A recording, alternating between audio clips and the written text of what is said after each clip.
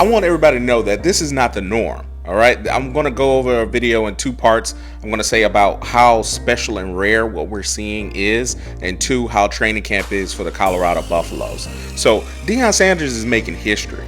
The NFL Hall of Fame head coach is having his first training camp at a Power 5 conference, preparing to play the national championship runner-up in TCU. What makes it special? TCU passed on Coach Prime. What makes this special? It has never been done before. And it also makes it special because this is a first where two sons will be playing for their dad at the same time during the season at the Power 5, at a Power 5 conference. Simply wow. This is not something that is normal. This is not something that's every day. And I'm so happy Coach Prime and so many others are documenting this, because this isn't something that I don't know if we're ever going to see again. On Friday, Colorado Buffaloes had their press conferences on a lot of different sports, not only football, but volleyball and soccer. It was great to watch. And it got to football, and they had Coach Prime sandwiched in between his sons, meaning, Shilo went up for his interview first, a few other people, and then Coach Prime came, and right after Coach Prime was Shedeur. It was, to me, a really proud moment because Coach Prime was advocating. He wanted to stay and watch Shedeur do his press conference. Shedeur was like, man, look, that's going to make me uncomfortable. Please leave. But it was still a really proud moment to see his son, actually, answer questions and prepare for the moment that's about to happen. But let's talk about training camp so far. All right, we're switching gears. A lot of what Coach Prime said is what I've been seeing on the tape they've let out. They have not let media in specifically, only a few people on their different media platforms, making people go to those specific channels. But from what I've seen, Travis is Travis. I mean, that Heisman candidate stuff he's talking is not far-fetched. He's rare. The blue jersey, I don't recall ever playing in college and seeing people in blue jerseys, and he's balling on each side of the ball. And Coach Prime was raving about him in the press conference. He was like, the other DBs need to get on the same page as him. And when Travis was talking, he was just saying, my football IQ is just a little bit higher than the other guys. It's not something that they don't have the athleticism. They just need the IQ to step up a little bit to know what receivers are trying to do and what they're trying to take away. Now, it's a little bit of bias because I feel Travis is so good at receiver and he's locked in with Shedeur. He knows what the offense is trying to do, so he kind of has that kind of a little bit of an edge. But that, all in all, he's basically saying once we step up in football IQ, the rest of the DB room is going to get a whole lot better. And for me, I wish Travis' uniform fit better in these Heisman, proclamations. But outside of that, he is the man. He's everything as he said he is and Coach Prime said he is. The other person that's been standing out from the videos I've seen is Dylan Edwards. It was really good to have Coach Prime put voice to that he has been an absolute home run hitter. And he says take it out the gate. I've seen him do good things in short yardage, so I really, really think he's going to be good in the coming weeks. Ultimate Caskill, unfortunately, I don't think he's just not looking as he used to when I look at his tape compared to Houston, to some of the film I saw now. And look, some ACL injuries take longer than others, but I think he's definitely going to be all right. Shedeur, the man.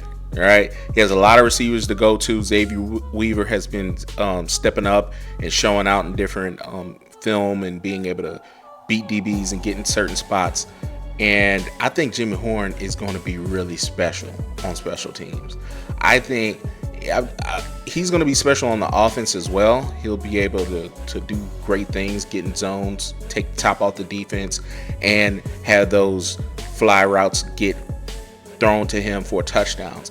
But from what I've seen him do on special teams, I played with a guy who could have been in the NFL for just returning, period. He was an All-American returner. He just pissed away his opportunity. He ended up not having the academics, and he just didn't want to play football anymore. His heart wasn't in it. But he was he was electric when he got the ball. And every time I see Jimmy Horn return, he reminds me of that. And by the way, he was an athletic freak, the guy I'm talking about. And I think Jimmy Horn is probably the same way. They were in the same build. He probably could dunk the basketball easily if he wanted to do basketball. His vertical's out of the roof. Now, I want to talk about the last thing is the defense. Now, I think the defense will be really the key for the Colorado Buffaloes this year. They're playing a lot of high-powered offenses, but what I'm worried about is what Travis and them were talking about. The other DBs just need to step up in the IQ and understand and gel and play as a defense to know what's coming. And the other thing is, I wouldn't count on Cormani. He's rangy kid. He looks the part. He definitely is athletic, but he's coming from high school to college. He's a freshman, and you can see that he's limited. I think he's really raw. Him going through different DB drills and him not being fluid. He's not comfortable yet.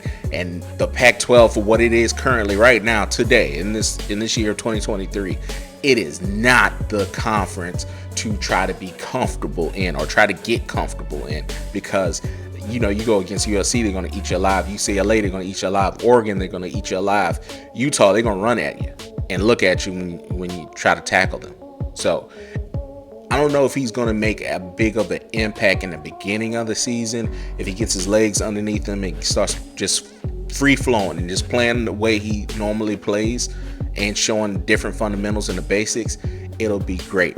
You see it when you see high school kids go from college, their fundamentals aren't the best because they're so athletic, especially these number 1 5-star recruits. They're athletes. There's not much coaches want them to focus on as far as making sure their fundamentals are straight, because they're the best player on the team. So they don't try to necessarily bog them down. But in college, it's a different game. You have to be, it don't matter how athletic you are.